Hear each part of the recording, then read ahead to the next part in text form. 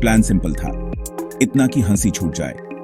हम 5 दोस्त थे, मैं, समीर और साथ में आकाश, रिया, प्रिया और वरुण वीकेंड के लिए शहर की भाग दौड़ से दूर जा रहे थे। आकाश के अंकल का एक पुराना केबिन था जो कसौली के पास जंगलों में बहुत अंदर था।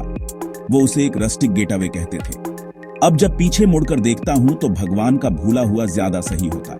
केबिन एक छोटी पहाड़ी पर था, डूबते सूरज के सामने एक काली परछाई जैसा। वो पुरानी गहरी लकड़ी का बना था जो सदियों की बारिश और राज सोख चुकी थी। हवा में चीड़ और गीली मिट्टी की गंध थी, एक ऐसी खुशबू जिसे ताजगी देने वाला होना चाहिए था, लेकिन इसके बजाय भारी दम घोंटने वाली लग रही थी, जैसे जंगल खुद अपनी सांस रोके हुए था, हमारा इंतजार कर रहा था। अंदर फर्नीचर सफेद चादरों से ढका हुआ था, डिम लाइट में भूतिया आकृतियों जैसा लग रहा था। धूल के कण एक गंदी खिड़की के शीशे से आती सूरज की एक किरण में नाच रहे थे। जंगल पर रात ऐसे गिरी जैसे कंबल नहीं बल्कि कफन हो। पेड़ों की घनी कैनोपी ने दिन की आखिरी रोशनी को निगल लिया और हमारी छोटी सी दुनिया को एक स्याह इम्पेनेट्रेबल अंधेरे में डुबो दिया। हम एक फ्लिकरिंग लालटेन के चारों ओर बैठे थे। उसकी कमजोर पीली रोशनी शैडोज को पीछे धकेल रही थी, लेकिन उन्हें एक ग्रोटेस्क बैले में डांस भी करा रही थी। बाहरी दुनिया से हमारा एकमात्र कनेक्शन, स्पॉटी मोबाइल नेटवर्क, घंटों पहले गायब हो गया था, जिससे हम पूरी तरह से आइसोलेटेड हो गए थे। प्रिया, जो हमेशा सबसे सेंसिटिव थी, अपनी शॉल को और कसकर खींचती रही। उसकी आंखें खिड़कियों की ओर डांट कर रही थीं, जैसे कि वह किसी फेस को घूरते हुए देखने की उम्मीद कर रही हो। टेबल पर एकदम सन्नाटा छा गया, बस प्लैंकटेड के बोर्ड के सेंटर में वापस आने की आवाज थी। एंशिएंट वर्ड हवा में लटका हुआ लग रहा था, एक ठंडा इनविजिबल ब्रांड। आकाश कुछ कंट्रोल वापस पाने की कोशिश करते हुए अपना गला साफ किया और अगला क्वेश्चन पूछा, तुम्हारा नाम क्या है? उसकी आवाज स्टेबल थी, पर मैं उसके माथे पर पसीने की बारीक बूंदें देख सकता था। हम सब देखते रहे, जैसे हिप्नोटाइज्ड और डरे हुए, जैसे प्लैंकटेड फिर से धीरे धीरे चलने लगा। उसने एक ऐसा नाम स्पेल किया जिसे हम बोल नहीं सकते थे, ZARTHUL। जैसे ही लास्ट लेटर इंडिकेट हुआ, हमारी टेबल पर रखी लालटेन तेजी से झिलमिलाने लगी। उसकी लौ एक छोटे से नीले नुब में सिकुड़ गई और फिर एक सॉफ्ट वूश के साथ वापस भड़क उठी। मेंडोर, जिसे हमने बोल्ट किया था, एक कान फोड़ू धमाके के साथ खुल गया, बाहर पूरी डरावनी अंधेरे की दीवार दिखाते हुए।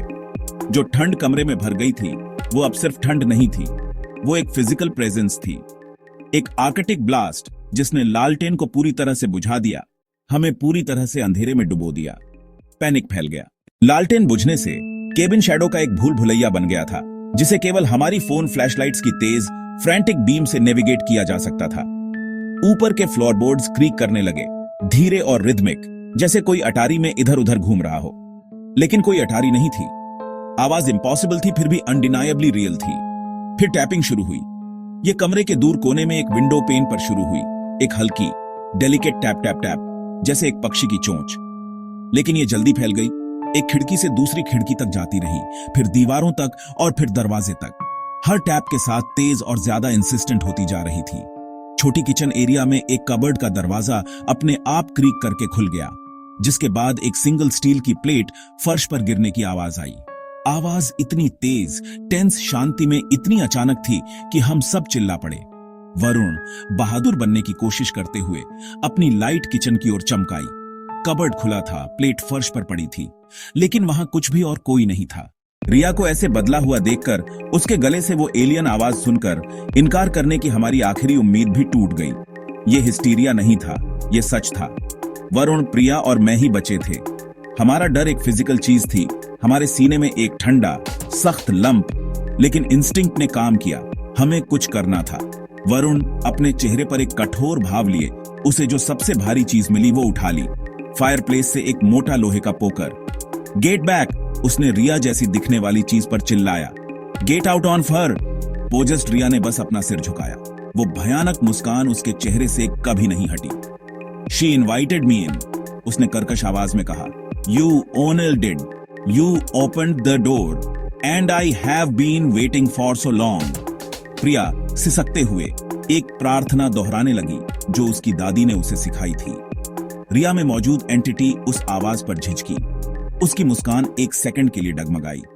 मैंने एक डिओडोरेंट का कैन और वह लाइटर पकड़ा जो मेरी जेब में था।